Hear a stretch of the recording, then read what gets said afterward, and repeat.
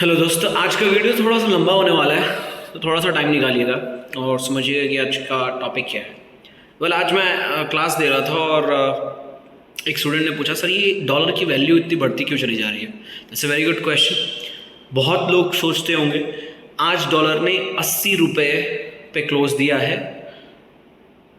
क्या मतलब इसका कि मतलब $1 इक्वल टू 80 रुपीज़ हो चुका है। मतलब इससे क्या हुआ है, हमारा इंडियन रुपीस और कमज़ोर हो गया।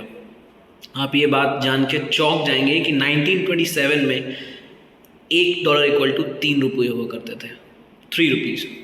आज इसकी वैल्यू गिर के 80 रुपये आ चुकी है। इसका मतलब क्या होता है, इसमें कौन ये वैल्यूज़ को सेट करता है, कौन मूव करता है, क्या फैक्टर्स हैं, क्यों हमारी डॉलर के अपेक्षा हमारी वैल्यू कम होती चली जा रही है। ये सारे क्वेश्चंस बहुत इंपॉर्टेंट है और आज ये डिस्कस हुआ था हमारे क्लास में और it was a very good topic.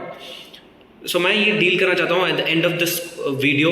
मैं एक सोल्यूशन भी दूंगा and this is me repaying back to the market, repaying back to the country, because जो सीखा है, जो लिया है, जो भी बना हूँ वो it's because of this country, because of this land, and it's time to return that back.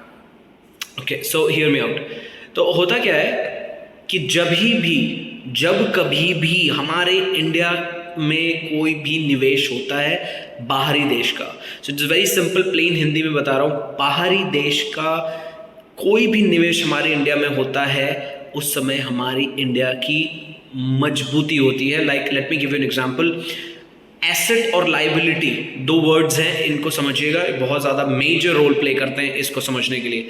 Asset वो चीज़ होती है जो आपके जेब में पैसे डाले और लाइबिलिटी वो चीज़ होती है जो आपके जेब से पैसे निकाले। तो आपके जेब में पैसे डालने वाली चीज़ें, जैसे क्या होता है, जैसे आपके पास कोई हाउस है जो रेंट पे दिया हुआ, वो आपके जेब में पैसे डाल रहा है, दैट्स कॉल्ड एन एसेट। आपके पास मोबाइल फ़ोन है, आप हर बार उसको रिचार्ज करते हो, उसके लिए कुछ एक्सेसरीज खरीदते हो, दैट्स योर लाइबिलिटी। तो ये होता है एसेट और लाइबिलिटी। तो क्या होता है कि इंडिया में अगर फॉरेन इन्वेस्टर्स आएंगे, कंपनी खुलेगी, तो वो क्या करेंगे, हमें डॉलर देंगे, हम उसके एक्सचेंज में उनको इंडियन करेंसी देंगे। कौन देता है, क्योंकि इतना बड़ा निवेश होता है। जैसे कोई भी कंपनी की मैं नाम लूँ, जैसे कि बहुत सारी कंपनी है, कुछ कंपनी के नाम लेता हूँ मैं, जैसे FIS है, अमेरिकन एक्सप्रेस है, डिलॉयट्स है। ये सारी कंपनीज जो है बाहर के देश की हैं और ये IT कंपनी है। तो ये क्या करेंगी, एक बार में बहुत ज़्यादा पैसा डॉलर के रूप में लेके आएंगी, बिलियंस डॉलर में आते हैं और वो क्या होते हैं, रिजर्व बैंक के पास चले जाते हैं। वो रिजर्व बैंक रख लेती है और सिंस हमारे RBI के पास ये ढेर सारी करेंसी, फॉर एग्जाम्पल जैसे कि आपने कोई कंपनी स्टार्ट की फॉरेन में और वो अब इंडिया में आना चाहती है, इंडिया में इस्टेब्लिश होना चाहती है। फॉर एग्जांपल टेस्ला की अभी बातें चल रही है कि टेस्ला इंडिया में आना चाहता है, अपना प्लांट डालना चाहता है। तो मैं उसी तरह से बता रहा हूँ, जैसे अगर टेस्ला को इंडिया में आना है तो वो क्या लेके आएगी, उसके पास तो रुपीज़ है नहीं, वो क्या लेके आएगा, डॉलर लेके आएगा।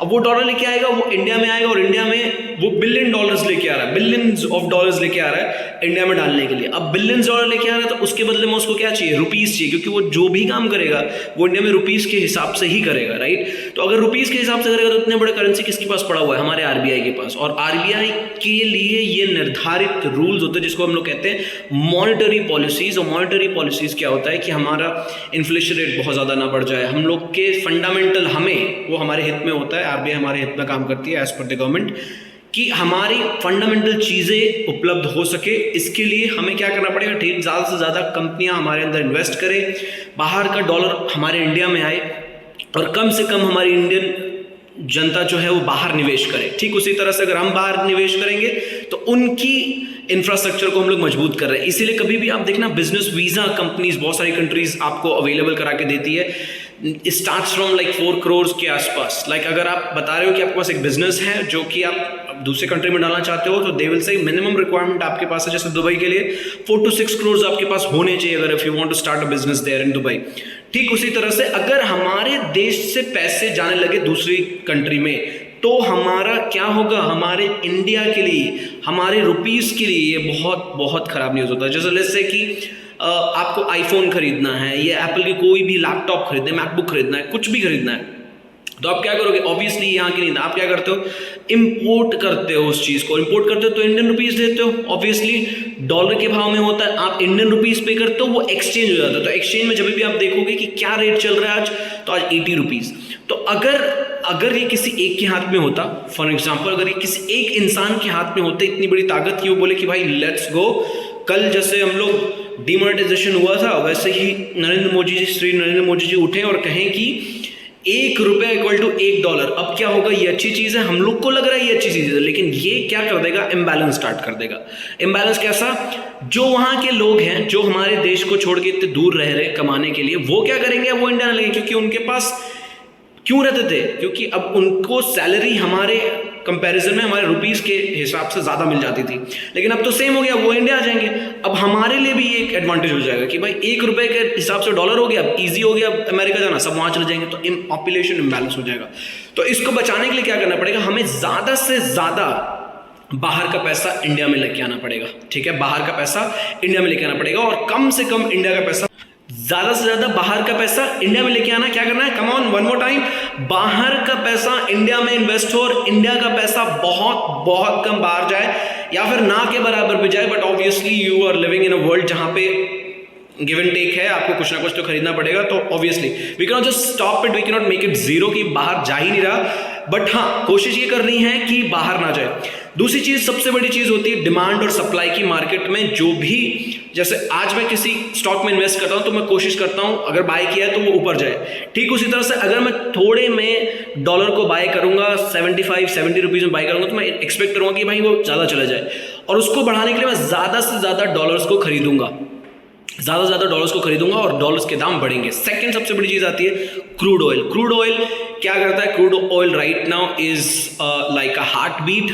For the whole nation, for everyone, for any country for that matter. जैसे कि आप देखो, क्रूड ऑयल नहीं होगा तो ट्रांसपोर्टेशन नहीं होगा, ट्रांसपोर्टेशन नहीं होगा, diesel petrol, you can not make it, उसके ही एक्सट्रैक्शन से आप डीजल और पेट्रोल बनाते हो, राइट, तो they are not gonna exist. तो उससे क्या होगा, जितना ज़्यादा क्रूड ऑयल हम लोग इंपोर्ट करेंगे उतना ज़्यादा मैक्सिमम अमाउंट पे हमें पैसा देना होगा। अभी क्रूड ऑयल के दाम बढ़ते जा रहे हैं, जिसके कारण हमारे इंडिया का पैसा बाहर देश में जा रहा है। To stop that, what we need to do, very important thing, I know you are doing a job but you must start your own business. आपके खुद के बिजनेस होंगे, try to expand it. when you have a big business, try to expand it, try to get the money from different countries, from different various sources. अगर वो आप में निवेश करने लगेंगे, again you are helping in GDP. GDP क्या होता है, gross domestic product. Gross domestic product मतलब क्या, एक प्रोडक्ट को बनाने के लिए, जैसे कि इस प्रोडक्ट को बनाने के लिए कितने रुपए लगे होंगे, टोटल पैसे कितने लगे होंगे, that's called gross domestic product. और यही प्रोडक्ट अगर दूसरे देश में चला गया, दैट मीन्स कि वो पैसा हमारे देश में आया। तो ज़्यादा से ज़्यादा GDP बढ़ाने की ज़रूरत है, ज़्यादा ज़्यादा बिजनेस बढ़ाने की ज़रूरत है, मॉनेटरी पॉलिसीज को स्ट्रॉन्ग करने की ज़रूरत है। हम लोग सबसे पिछड़े नहीं है एशिया में, हम लोग डॉलर्स के मुकाबले पिछड़ ज़रूर रहे हैं, लेकिन सबसे ज़्यादा नहीं पिछड़े। फॉर एन एग्जाम्पल, पाकिस्तान की GDP और इकोनॉमी पूरी की पूरी क्रैश हो चुकी है बिकॉज ऑफ दिस, क्योंकि वो अपने मॉनेटरी पॉलिसीज को नहीं संभाल पाए। सेकेंड, श्रीलंका में क्राइसिस आया बिकॉज ऑफ कोविड और यूक्रेन और रशिया के कारण वॉर जो लगा।